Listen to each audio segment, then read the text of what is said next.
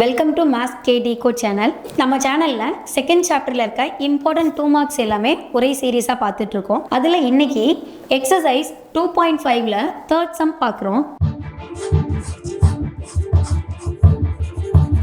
இதில் ஒரு common term கொடுத்துருக்காங்க, tn equal to 4 - 7n.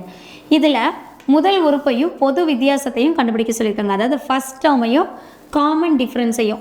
So என்னுக்கு ஃபஸ்ட்டு t1 கண்டுபிடிக்கிறேன். இதுதான் ஃபஸ்ட்டு டேர்ம். ஸோ என்னுக்கு பதிலாக 1 அப்ளை பண்ணுறோம். அப்போ 4 - 7 இன்ட்டு n-க்கு பதிலாக 1. அப்போது 4 - 7. 7ல் 4 போயிட்டா -3. பெரிய நம்பர் ஏதோ அதோட சைன் எடுத்துக்கணும். ஸோ -3.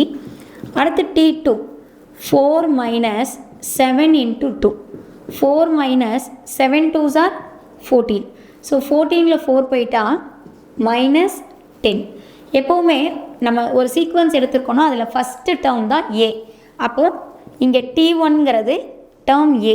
அப்போ ஏவோட வேல்யூ -3. காமன் டிஃப்ரென்ஸ் டி கண்டுபிடிக்கணும்னா t2 - t1. டி கண்டுபிடிக்கிறதுக்கு t2 - t1. இங்கே t2 வந்து -10 -3. ஏன்னா t1க்கு -3, இது ஃபார்முலாவில் இருக்க மைனஸ். அப்போ -10 மைனஸ் இன்ட்டு மைனஸ் +3, ஸோ 7 -7. அப்போ டியோட value -7. So first term a equal to -3, common difference d equal to -7. So இதுதான் நம்மளை ஃபைண்ட் அவுட் பண்ண சொல்லியிருந்தாங்க.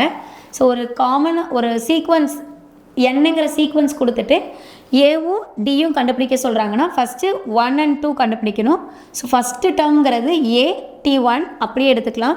காமன் டிஃப்ரென்ஸ் கண்டுபிடிக்க t2 - t1 இந்த ஃபார்மேஷனில் தான் கண்டுபிடிக்கணும். கண்டினியூஸாக இதே மாதிரி வீடியோஸ் பார்க்குறக்கு மறக்காமல் மேத்ஸ் கேடி கோ சேனலை சப்ஸ்கிரைப் பண்ணிக்கோங்க.